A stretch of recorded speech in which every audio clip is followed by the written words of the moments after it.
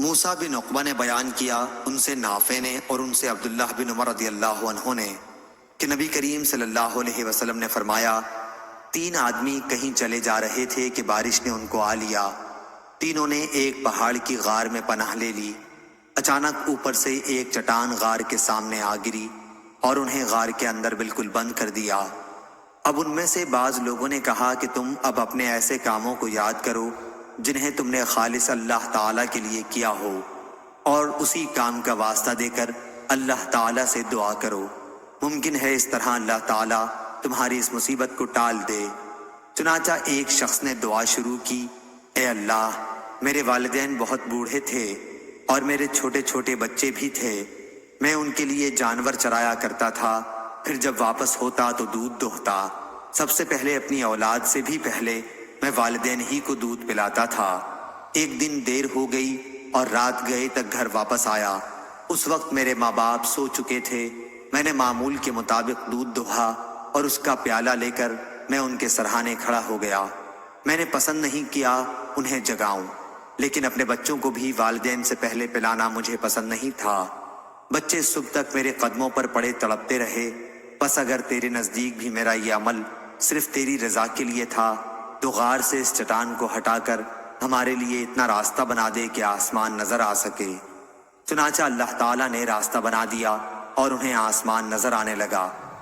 دوسرے نے کہا، اے اللہ، میری ایک چچا زاد بہن تھی، مرد عورتوں سے جس طرح کی انتہائی محبت کر سکتے ہیں مجھے اس سے اتنی ہی محبت تھی۔ میں نے اسے اپنے پاس بلانا چاہا لیکن وہ 100 دینار دینے کی صورت میں راضی ہوئی۔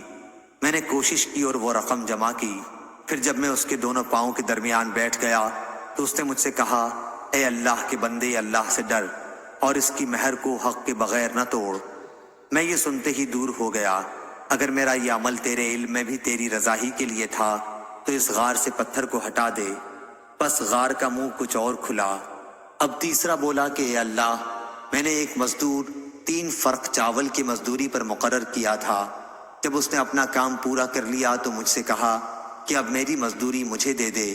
میں نے پیش کر دی لیکن اس وقت وہ انکار کر بیٹھا۔ پھر میں برابر اس کی اجرت پر کاشت کرتا رہا، اس کے نتیجے میں بڑھنے سے بیل اور چرواہے میرے پاس جمع ہو گئے۔ اب وہ شخص آیا اور کہنے لگا کہ اللہ سے ڈر۔ میں نے کہا کہ بیل اور اس کے چرواہے کے پاس جا اور اسے لے لے۔